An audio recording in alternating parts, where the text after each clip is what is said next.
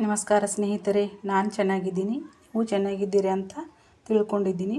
ಈಗ ಮಧ್ಯಾಹ್ನದ ಊಟಕ್ಕೆ ನಾನೊಂದು ಪಲ್ಯ ಮಾಡ್ಕೋಬೇಕು ಅಂತ ವಿಡಿಯೋನ ಸ್ಟಾರ್ಟ್ ಮಾಡಿದ್ದೀನಿ.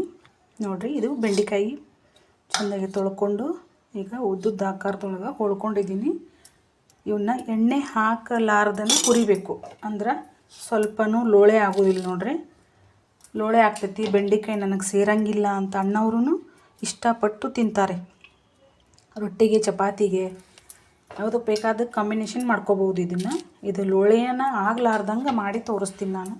ನೋಡಿರಿ, ಎಣ್ಣೆ ಹಾಕೋಬಾರ್ದು ಒಟ್ಟಿಗೆ. ಇದನ್ನು ಇಲ್ಲೇ ಒಂದು ಹೆಂಚು ಕಾಯಕ್ಕಿಟ್ಟಿದ್ದೆ ನಾನು. ನೋಡಿರಿ, ಎಣ್ಣೆನೇ ಹಾಕೋಬಾರ್ದು, ಇದು ಹಾಗೆ ಹುರ್ಕೋಬೇಕು. ಹಂಚ ಮೊದಲೇ ಕಾದಿತ್ತು, ಯಾಕಂದ್ರೆ ಇದೀಗ ನಾನು ರೊಟ್ಟಿ ಮಾಡಿದ್ದೆ. ಮಧ್ಯಾಹ್ನದ ಊಟಕ್ಕೆ ರೊಟ್ಟಿ, ಬೆಂಡೆಕಾಯಿ ಪಲ್ಯ. ನೋಡಿರಿ, ಇದು ಸ್ವಲ್ಪ ಎಲ್ಲನೂ ಚೆಂದಾಗಿ ಹುರ್ಕೋತೀನಂತ ತೋರಿಸ್ತೀನಂತ ಆಮೇಲೆ. ಮತ್ತು ಈ ಬೆಂಡೆಕಾಯಿನ ಲೋಳೆ ಆಗ್ಲಾರ್ದಂಗೆ ಮಾಡ್ಕೊಳ್ಳೋದೇ ಒಂದು ಟ್ರಿಕ್ ನೋಡ್ರಿ. ಇದು ಇವನ್ನ ಸ್ವಲ್ಪ ಹೊತ್ತು ಹಂಗೆ ಹುರ್ಕೋಬೇಕು, ಅಂದ್ರೆ ಒಂದೊಂದು ಕೆಂಪು ಆಗಬೇಕು. ಹುರ್ಕೊಳ್ಳೋದೇ ಒಂದು ಟ್ರಿಕ್ ನೋಡ್ರಿ. ಇದ್ರೊಳಗೆ ಚೆಂದಾಗೆ ಹುರ್ಕೋಬೇಕು ಇವನ್ನ. ಸ್ವಲ್ಪನೂ ಲೋಳೆ ಆಗೋದಿಲ್ಲ.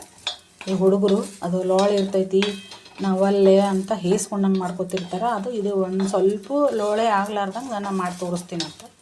ಈ ರೀತಿಯಾಗಿ ಹುರ್ಕೋಬೇಕು. ಇಲ್ಲಿ ನೋಡಿರಿ, ಇದು ಹಿಂಗಾಗೈತಲ್ಲ, ಹಿಂಗೆ ಆಗಬೇಕು. ಇದು ಬೆಂಡೆಕಾಯಿ ಶರೀರಕ್ಕೆ ಭಾಳ ಚಲೋ ನೋಡ್ರಿ. ಸಂದುಗಳಿಗೆ ಇದರಲ್ಲಿರುವಂಥ ಒಂದು ಅಂಶ, ಎಣ್ಣೆ ಅಂಶ ಇರ್ತದಲ್ರಿ, ಅಂದ್ರೆ ಲೋಳೆ ಇರ್ತೈತಲ್ಲ, ಲೋಳೆ ಅದು ಶಕ್ತಿ ಕೊಡ್ತದಂತ ನಾನು ಕೇಳ್ಪಟ್ಟಿದ್ದು. ಇದನ್ನ ಸ್ವಲ್ಪನೂ ಲೋಳೆ ಆಗ್ಲಾರ್ದಂಗೆ ಮಾಡಿ ತೋರಿಸ್ತೀನಿ ನಾನು. ಪೂರ್ತಿ ವಿಡಿಯೋ ನೋಡಿರಿ. ನನ್ನ ಚಾನಲ್ನ ಸಬ್ಸ್ಕ್ರೈಬ್ ಮಾಡ್ಕೊಂಡು ನೋಡಿರಿ ಹೊಸಬರು. ಇದಕ್ಕೊಂದು ಮಸಾಲೆನ ರೆಡಿ ಮಾಡ್ಕೊತೀನಿ. ಒಂದು ಈರುಳ್ಳಿನ ಹೆಚ್ಕೊಂಡಿಟ್ಕೊಂಡಿದ್ದೀನಿ, ಒಂದು ಟೊಮೆಟೊ. ಮಸಾಲೆ ಏನೇನು ಹಾಕ್ತೀನಂತ ತೋರಿಸ್ತೀನಂತ. ಸ್ವಲ್ಪನೂ ಲೋಳೆ ಆಗಂಗಿಲ್ಲ ನೋಡಿರಿ, ಇದು ಮಾಡಿ ತೋರಿಸ್ತೀನಂತ. ನೋಡಿರಿ, ಕಲ್ಕೋರಿ. ನಾನು ಹಾಕೋ ವಿಡಿಯೋ ಹೆಂಗೆ ಬರ್ತಾವಂತ ಕಮೆಂಟ್ ಒಳಗೆ ಹೇಳ್ರಿ. ಹೇಗೆ ಮಾಡೋದು ಅಂತ ನೋಡ್ಕೊಳ್ರಿ ಮೊದಲು. ನೋಡಿರಿ, ಕರಗ್ತಾ ಬಂದು ಈಗಿವು ಹಿಂಗೆ ಕರಗ್ತಾವ. ಆದರೆ ಸ್ವಲ್ಪನೂ ಜಿಗಟ್ ಇರೋದಿಲ್ಲ, ಅಂದ್ರೆ ಲೋಳೆ ಇರೋದಿಲ್ಲ, ಸ್ವಲ್ಪನೂ ಲೋಳೆ ಇರೋದಿಲ್ಲ ನೋಡಿರಿ. ಮಕ್ಕಳು ಒಲ್ಲೆ ಅಂತಿರ್ತಾರೆ, ಬೆಂಡೆಕಾಯಿ ಪಲ್ಯನ ಒಲ್ಲೆನ ಊಟನ ಮಾಡೋಂಗಿಲ್ಲ ಅಂತಿರ್ತಾರೆ. ಅಂಥವ್ರಿಗೂ ಮಾಡಿ ತೋರಿಸಿದ್ರೆ ಇಷ್ಟಪಟ್ಟು ತಿಂತಾರೆ ನೋಡಿರಿ. ನೋಡಿರಿ, ಹುರಿದು ಈಗಿವು. ಗ್ಯಾಸ್ ಆಫ್ ಮಾಡ್ಕೊಂಡು ತೆಕ್ಕೊಂಡ್ಬಿಡ್ತೀನಿ. ಒಗ್ಗರಣೆ ಮಾಡೋದನ್ನು ತೋರಿಸ್ತೀನಂತ. ನೋಡಿರಿ, ಇಲ್ಲೇ ಒಂದು ಪಾತ್ರೆನ ಕಾಯಿ ಕಟ್ಕೊಂಡಿದ್ದೀನಿ ನಾನು. ಇದಕ್ಕೆ ಎಣ್ಣೆ ಹಾಕ್ಲಾರ್ದ ಹುರಿಬೇಕು, ಆದರೆ ಒಗ್ಗರಣೆಗೆ ಎಣ್ಣೆ ಜಾಸ್ತಿ ಹಾಕೋಬೇಕು. ಇವಾಗ ಎಣ್ಣೆ ಜಾಸ್ತಿ ಹಾಕ್ಕೊಂಡ್ರೆ ಅದು ಲೋಳೆ ಆಗೋದಿಲ್ಲ. ಇಲ್ಲೇ ಮೊಸರು ತೊಗೊಂಡಿದ್ದೀನಿ ನಾನು. ಒಂದು 2-3 ಚಮಚದಷ್ಟು ಮೊಸರು ತೊಗೊಂಡಿದ್ದೀನಿ. ನೋಡಿರಿ, ಇದಕ್ಕೆ ಸ್ವಲ್ಪ ಕಡಲೆ ಹಿಟ್ಟು ಹಾಕೋತೀನಿ, 1 ಚಮಚದಷ್ಟು, ಅಷ್ಟೇ ಸಾಕು. ಇದೇ ಮಸಾಲೆ ಇದಕ್ಕೆ ನಾವು ಮಾಡಿರ್ತಕ್ಕಂಥ ಮನೆಯೊಳಗಿಂದು ಮಸಾಲೆ ಖಾರ. ಇದಷ್ಟು ಮೊಸರು ಹಾಕಿ ಸ್ವಲ್ಪ ಶೇಂಗಾದ ಪುಡಿ ಹಾಕಿಬಿಡ್ಬೇಕು. ಪಲ್ಯನ ಇಷ್ಟಪಟ್ಟು ತಿಂತಾರೆ ನೋಡಿರಿ. ನೋಡಿರಿ, ಎಣ್ಣೆ ಕಾಯ್ತಿದೀಗ. ಜೀರಿಗೆ, ಸಾಸಿವೆ, ಬೆಳ್ಳುಳ್ಳಿ,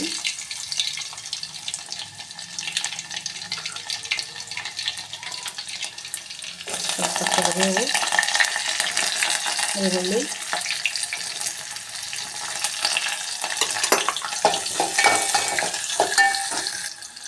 ಎಣ್ಣೆ ಒಳಗೆ ಈರುಳ್ಳಿ ಸ್ವಲ್ಪ ಬೆಂದ ಮೇಲೆ ಟೊಮೆಟೊ ಹಾಕೋಬೇಕು.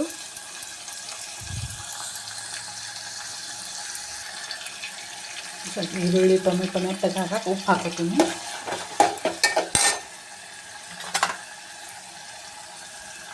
ಒಂದು ಅರ್ಧ ಚಮಚದಷ್ಟು ಅರಿಶಿನ. ದೊಡ್ಡವ್ರೇನೋ ತಿಂತಾರೆ, ಚಿಕ್ಕ ಮಕ್ಕಳು ತಿಂತಿರಂಗಿಲ್ಲ. ಈಗ ಪ್ರೈಮರಿಗೆ, ಹೈಸ್ಕೂಲಿಗೆ ಹೋಗೋರು ಇರ್ತಾರಲ್ಲ, ತಿಂತಿರಂಗಿಲ್ಲ. ನನ್ನ ಮಕ್ಕಳದೇ ಹೇಳ್ತೀನಿ ಈಗ ಉದಾಹರಣೆ. ಚಪಾತಿ ಬೆಂಡೆಕಾಯಿ ಪಲ್ಯ ಮಾಡಿ ಕಟ್ಟಿದ್ರೆ ಡಬ್ಬಿನ ಹಾಗೆ ತಂದುಬಿಡ್ತಿದ್ರು.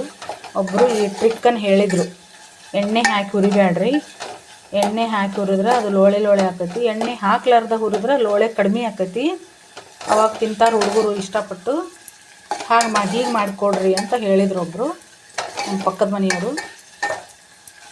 ನಾನು ಈ ಟ್ರಿಕ್ಕನ್ನು ಉಪಯೋಗ ಮಾಡ್ತೀನಿ. ನಾನು ಬೆಂಡೆಕಾಯಿ ಪಲ್ಯ ಮಾಡಿದರೆ ಹೀಗೆ ಮಾಡ್ತೀನಿ.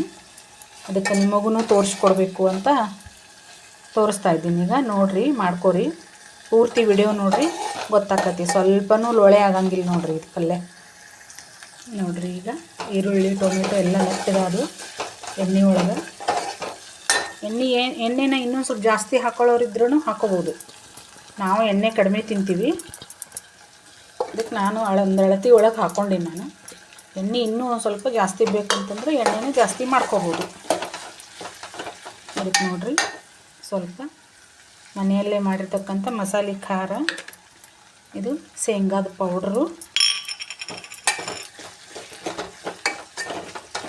ಮತ್ತು ಇದನ್ನು ಕಲಸಿಟ್ಕೊಂಡಿದ್ನಲ್ರಿ ಮೊಸರು ಕಡಲೆ ಹಿಟ್ಟು, ಇದನ್ನು ಹಾಕಿಬಿಡ್ಬೇಕು. ಹುಣಸೆ ಹುಳಿ ಹಾಕಿದ್ರೂ ಬರ್ತದೆ.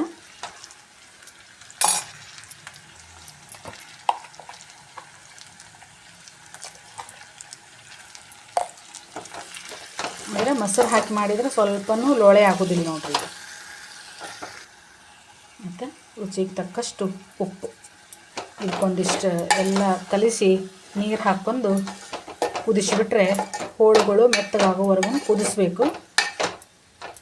ನೋಡಿರಿ, ಎಲ್ಲಿ ಲೋಳೆ ಐತಿ, ಸ್ವಲ್ಪನೂ ಲೋಳೆ ಇಲ್ಲ ನೋಡ್ರಿ.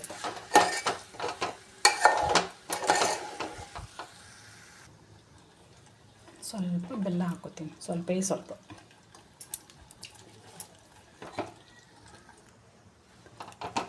ನೋಡಿರಿ. ಇಲ್ಲೇ ಒಂದು ಸ್ವಲ್ಪನೂ ಲೋಳೆ ಇಲ್ಲ ನೋಡಿರಿ, ಇದ್ರೊಳಗೆ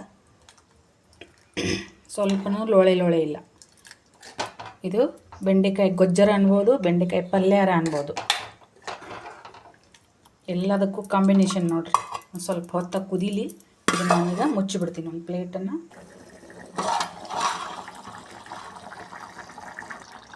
ನೋಡಿರಿ, ಈಗ ಇದು ಕುದ್ದು ಬಿಡ್ತು, ಸ್ವಲ್ಪನೂ ಲೋಳೆ ಇಲ್ಲ ನೋಡ್ರಿ. ಈಗ ಕುದ್ದ ಮೇಲೇನೂ ತೋರ್ಸಾಕತ್ತೀನಿ ನಾನು ಎಲ್ಲಿ ಲೋಳೆ ಐತ್ರಿ. ಎಲ್ಲರಿಗೂ ಉಣಬಡಿಸ್ಬೋದು. ಸ್ವಲ್ಪನೂ ಲೋಳೆ ಇಲ್ಲ ನೋಡ್ರಿ, ತೋರಿಸ್ತೀನಿ ನಿಮಗೆ ಬೇಕಂತಂದ್ರೆ. ನೋಡ್ರಿ, ಸ್ವಲ್ಪನೂ ಲೋಳೆ ಆಗಿಲ್ಲ. ಅದು ಎಣ್ಣೆ ಹಾಕೋಲಾರ್ದ ಹುರಿದದ್ದೇ ಒಂದು ಟ್ರಿಕ್ ನೋಡಿರಿ, ಮಾಡ್ಕೊಳ್ರಿ. ಯಾರೆಲ್ಲ ನನ್ನ ಚಾನಲ್ನ ನೋಡ್ತಾ ಇದ್ದೀರಾ ಸಬ್ಸ್ಕ್ರೈಬ್ ಮಾಡ್ಕೊಂಡು ನೋಡಿರಿ, ಸಪೋರ್ಟ್ ಮಾಡಿರಿ.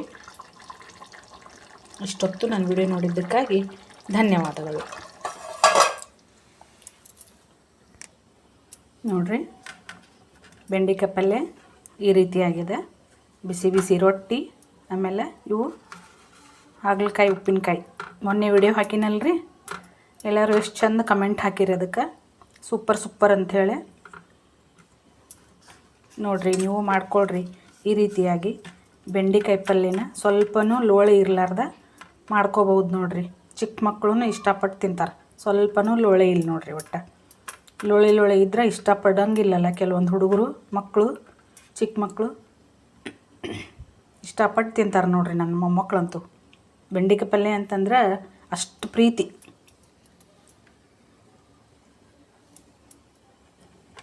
ಹೇಗೆ ಬಂದಿದೆ ಅಂತ ಕಮೆಂಟಲ್ಲಿ ತಿಳಿಸ್ರಿ ನನಗೆ.